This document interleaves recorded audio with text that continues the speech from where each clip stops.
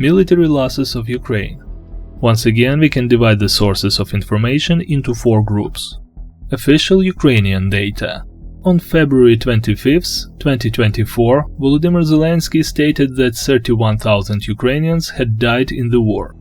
On February 4, 2025, he reported that since the beginning of the full-scale invasion, Ukraine had lost over 45,000 soldiers, with around 390,000 wounded.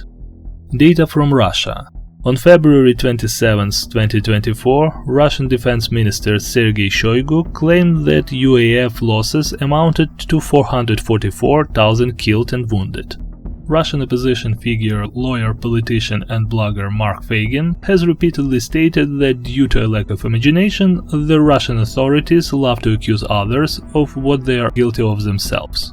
An interesting thought considering the similarity between Shoigu's figures and information from the General Staff of the Armed Forces of Ukraine about Russian losses at that time.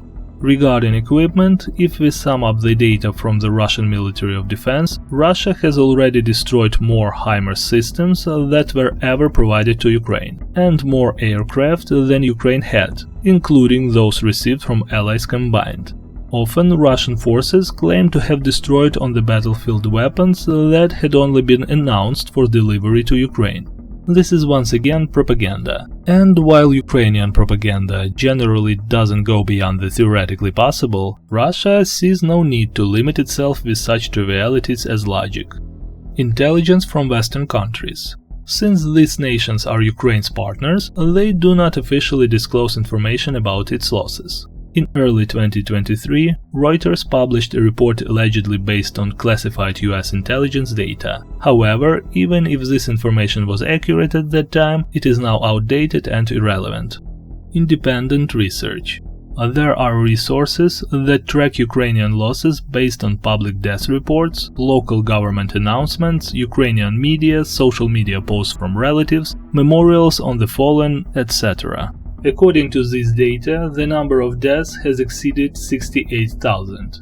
There is much more information publicly available than in Russia, which makes the estimates more accurate, yet the real losses are still higher. And taking into account the missing in action, the total number of Ukrainian soldiers killed in the war against the occupiers may reach 100,000.